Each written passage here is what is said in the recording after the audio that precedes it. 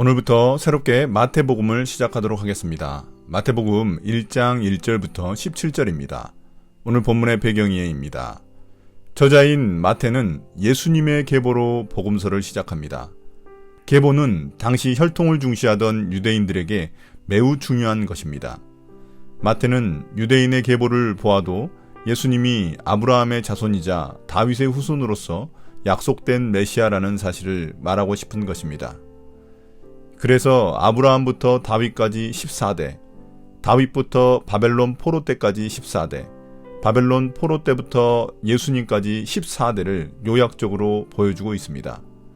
14라는 숫자로 맞춘 이유는 당시 게마트리아로 알려진 방법 때문입니다. 다윗 이름에 쓰인 알파벳 숫자를 더한 값이 14입니다. 그만큼 예수님이 다윗의 계보로서 왕으로 오셨음을 강조하기 위한 것입니다. 한편 여기서 바벨론 포로기가 들어가 있는 것은 그 시기가 이스라엘이 멸망한 때이기 때문입니다. 결국 예수 그리스도는 그들이 학수고대하던 멸망한 이스라엘을 다시 회복할 다윗 왕과 같은 메시아인 것을 보여주고 있는 것입니다. 1장 1절부터 6절 상반절입니다. 아브라함부터 다윗까지. 아브라함의 자손이요 다윗의 자손인 예수 그리스도의 계보는 이러하다.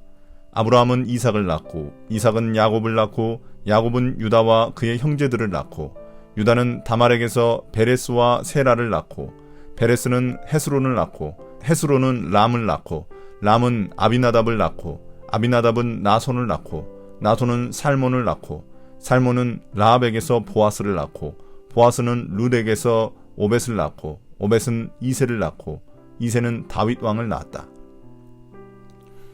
아브라함, 다윗, 예수 그리스도가 처음 등장하고 있습니다. 원래 히브리 성경에는 예수, 다윗, 아브라함 순서입니다. 마지막 17절은 반대로 아브라함, 다윗, 예수 순서로 구성되어 대칭적인 인클루지오 구성을 보여줍니다. 처음부터 예수가 그리스도, 즉 메시아임을 밝히고 있는 것입니다. 아브라함과 다윗이 등장하는 이유는 예수님이 메시아가 되기 위한 조건이기 때문입니다. 아브라함은 창세기 12장에서 주님과 언약을 맺은 첫 번째 조상입니다. 하나님은 아브라함의 자손들이 하늘의 별과 같이 모래와 같이 번성하게 될 것이라고 약속하셨습니다. 한편 다윗은 사무엘하 7장에서 그의 나라를 영원히 견고히 세워줄 것이라고 약속하셨습니다. 이런 아브라함의 언약, 다윗의 언약의 성취이자 완성이 바로 예수 그리스도인 것입니다. 여기서 주목할 점은 예수님의 계보에 다말, 라합, 룻이라는 3명의 이방 여인이 들어가 있다는 점입니다. 여성들은 원래 계보에 포함시키지 않는데 여기서 그렇게 한 이유는 다말처럼 죄인, 라합처럼 비천한 자, 룻처럼 이방인들 또한 하나님의 자녀가 될 수 있음을 보여주기 위해서입니다. 1장 6절 하반절부터 11절입니다. 다윗부터 바벨론 포로기까지. 다윗은 우리아의 아내였던 이에게서 솔로몬을 낳고 솔로몬은 르호보암을 낳고 르호보암은 아비야를 낳고 아비야는 아삽을 낳고 아삽은 요사밧을 낳고 요사밧은 요람을 낳고 요람은 우시야를 낳고 우시야는 요담을 낳고 요담은 아하스를 낳고 아하스는 히스기야를 낳고 히스기야는 므낫세를 낳고 므낫세는 아모스를 낳고 아모스는 요시야를 낳고 예루살렘 주민이 바벨론으로 끌려갈 무렵에 요시야는 여고냐와 그의 형제들을 낳았다. 여기에 등장하는 인물들은 모두 유다의 왕들입니다. 예수님이 왕과 같은 통치자 메시아임을 강조하기 위해서입니다. 8절에 요람과 우시야 왕 사이에 아하시야, 요아스, 아마샤 왕이 생략되었습니다.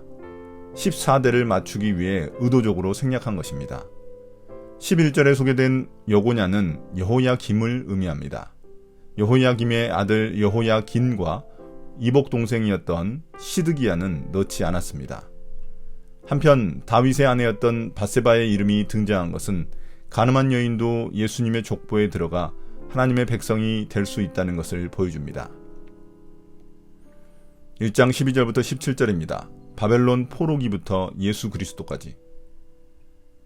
예루살렘 주민이 바벨론으로 끌려간 뒤에 여고냐는 스알디엘을 낳고 스알디엘은 수룹바벨을 낳고 수룹바벨은 아비훗을 낳고 아비훗은 엘리야김을 낳고 엘리야김은 아소르를 낳고 아소르는 사독을 낳고 사독은 아킴을 낳고 아킴은 엘리웃을 낳고 엘리웃은 엘르아살을 낳고 엘르아살은 mat단을 낳고 mat단은 야곱을 낳고 야곱은 마리아의 남편 요셉을 낳았다.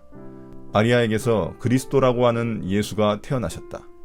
그러므로 그 모든 대수는 아브라함으로부터 다윗까지 14대요, 다윗으로부터 바벨론에 끌려갈 때까지 14대요, 바벨론으로 끌려간 때로부터 그리스도까지 14대이다.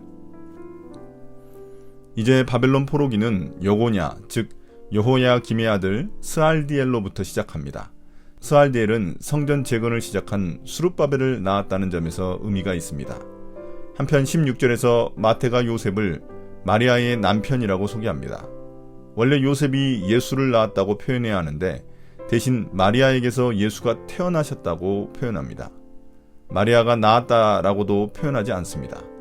그 이유는 하나님이 처녀인 마리아의 몸을 통해 예수님을 보내셨기 때문입니다. 예수님은 성령으로 잉태되셨습니다. 이를 통해 예수님의 계보가 결국 하나님의 계획과 개입 가운데 있었음을 의미합니다. 17절에서 마태는 지금까지의 계보를 요약하며 마무리합니다. 오늘의 묵상 포인트입니다. 첫 번째, 마태복음은 구약과 신약을 연결해주는 예수님의 계보로 시작합니다. 구약부터 이스라엘 백성들이 기다리던 메시아를 향한 약속의 성취이자 새로운 시대가 시작되었음을 알리기 위해서입니다. 이제 예수님의 거룩한 계보 속에 우리도 들어가 있습니다. 두 번째, 남성 위주의 계보에 여인이 5명이나 들어가 있습니다. 다말, 라합, 룻, 바세바, 마리아 모두 죄인이거나 비천한 자, 이방인, 간음한 자, 혼인관계가 아닌 처녀로서 모두 허물이 있는 사람들입니다. 이 말은 이제 하나님의 자녀가 되기 위해서는 더 이상 혈통이 중요한 게 아니라 믿음이 중요하다는 사실을 암시하고 있습니다. 오늘의 기도입니다.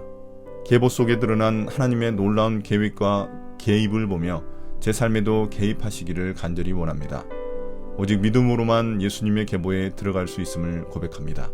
예수님 이름으로 기도드립니다. 아멘.